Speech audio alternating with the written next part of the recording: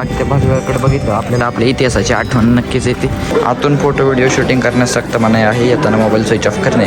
झाला खेळ. Stadium guys जेव्हा राजवाड्याच्या आत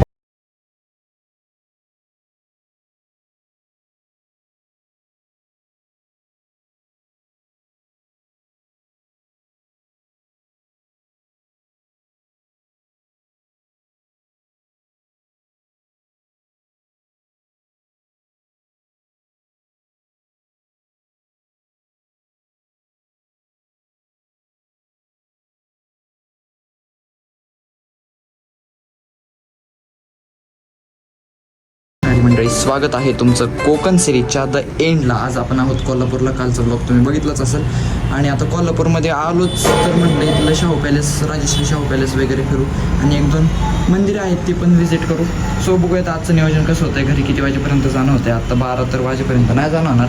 मग आता परत एकदा फोनवरच कामं मॅनेज करावं लागते. बाय द वे आजचा लुकचा सगळा आहे. एवढे कपडे आणले नव्हते आता नाही, वाटलंच नव्हतं एवढे दिवस राहतून. मग आता तेच टी शर्ट आणि तेच शर्ट घालावं लागतंय. सो आणि अशी काय रूम होती आपली. आणि इथून मागच्या 1-2 दिवसात आपल्याला सी व्ह्यू दिसायचा आणि आता इथून 15 व्ह्यू दिसायला लागलाय. गोपाळपट्टीमध्ये गेले होतं आपल्याला परत आपला ते दररोजचाच व्ह्यू बघावं लागेल. पण बाय द वे काय पण म्हणा, फिरायला गेले की घरची आठवण तर 100% येतेच. आणि आता बस भरपूर दिवस झालेत. सो आजचा दी एंड असेल, शेवटचा ब्लॉग असेल. पुढचे ब्लॉग आपण बघू कसं काय सिरीज येते, कुठलं काय नियोजन होतं. सो स्टे ट्यून गाईज, बघत राहा. चॅनलला सबस्क्राईब केलं नसेल तर सबस्क्राईब पण करून टाका. आणि आता बघू पहिलं काय शाहू पॅलेस व्हिजिट करायच्या आधी थोडासा ब्रेकफास्ट करूयात. Stay tune.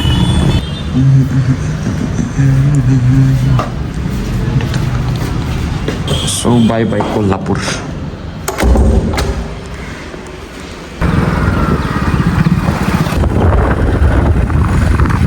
तर मंडळी राजश्री शाहू पॅलेसच्या बाहेर आलेलो आहोत आपण. एवढी हिस्ट्री नाही माहिती मला इथली काय, बट जेवढी जास्तीत जास्त माहीत असेल तेवढी तुम्हाला सांगण्याचा प्रयत्न करतो. आणि आत कसं काय काय वस्तू आहेत महाराजांच्या ते पण तुम्हाला दाखवतो. स्टेट येऊन चॅनलला अजून जरी सबस्क्राईब केलं नसेल तर सबस्क्राईब पण करून टाका. आणि बाय द वे तुम्हाला एक गोष्ट सांगायची, शेवटला सांगतो ब्लॉगच्या. वाट बघा वाट.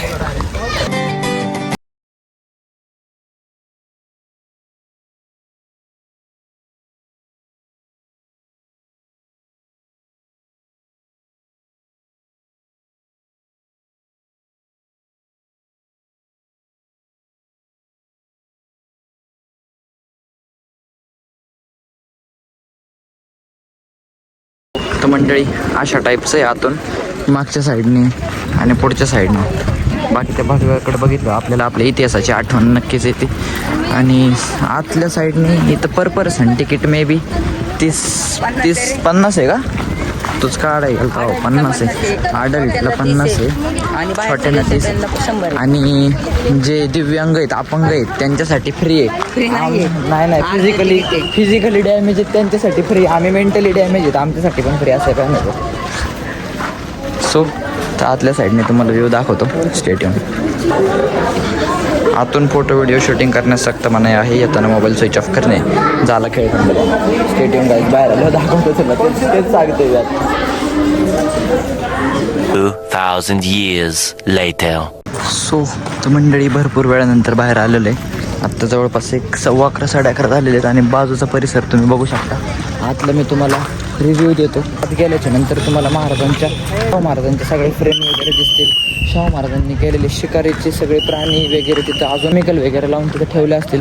बट एकदम छान वाटतं. आणि जेव्हा तुम्ही राजवाड्यात प्रवेश करता त्यावेळेस तर तुम्हाला तुमच्या अख्ख्या इतिहासाचीच आठवण आल्यासारखं वाटतं. म्हणजे माझा तरी पर्सनल एक्सपिरियन्स सांगतो तुम्हाला. जेव्हा राजवाड्याच्या आत पाऊल टाकलं तेव्हा एकदम खतरनाक म्हणजे अंगावर काट आल्यासारखं झालं. की विचार केला मी की त्या काळात तो राजवाडा किती दरबारांनी भरलेला असेल आणि महाराजांचं तिथं आवरण कसं असेल.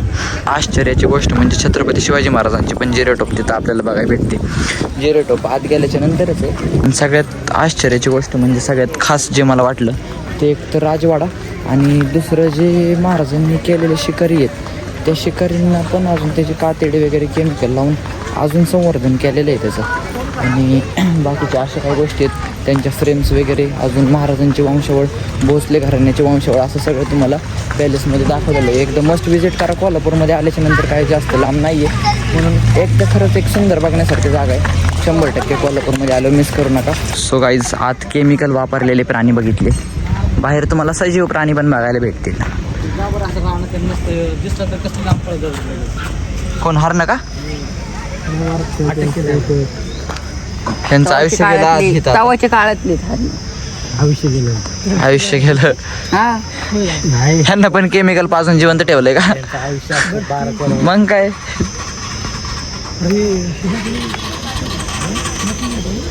काय ना, हे नकली, हे खरंय खोटंय, हे हालतंय दिसत नाही का? नाही हालतंय की नकलीच वाटलं पहिल्यांदा. कसा आहे रामराव? शिंग मारलं ना डायरेक्ट पोटातून हारपार करतो. कधी कोल्हापूरमध्ये आलात तर मस्ट विजिट गाईज. एकदम सुंदर जागा आहे आणि इतिहासाची आठवण करून देणारी जागा आहे. आजच्या काळात असल्या गोष्टी फिरणं भरपूर गरजेचं आहे, कारण की हळूहळू कुठंतरी माणूस आपला इतिहास विसरत चालला आहे. भोसले करण्यामुळे आज आपण मराठी जगतोय ना, ते इतिहास आपल्या पिढीला माहीत असणं फार गरजेचं आहे. म्हणून बाकीच्या काही गोष्टी फिरण्यापेक्षा असलं पण फिरणं गरजेचं आहे. कधी कोल्हापूरमध्ये आला तर 100% एकदा व्हिजिट करा. एकदम ऑसम प्लेस आहे. बाकी आता स्टेडियम इथनं पुढं कसं काय नियोजन होतं आहे, थोडंसं कुठंतरी थांबूयात, त्यानंतर तुम्हाला दाखवतो. 2,000 years later.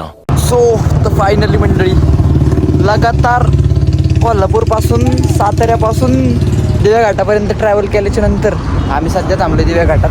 म्हणलं थोडंसं एवढं नॉनस्टॉप पण नको जायला, आम्हाला लवकर काय होती 5च्या आधी पोचायचं होतं. आता आरामात पोचते, 4:30 वाजलेले आणि आता सध्या दिव्या घाटात आहे.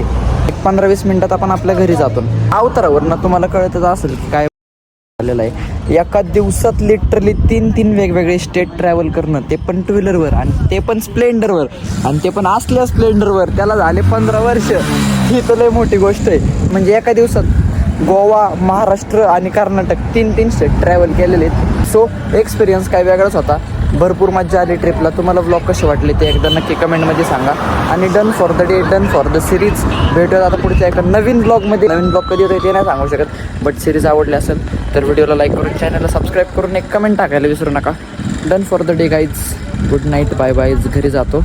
झोपणं सोडून जी कामं आहेत ती पहिल्यांदा आवडतो. Bye bye.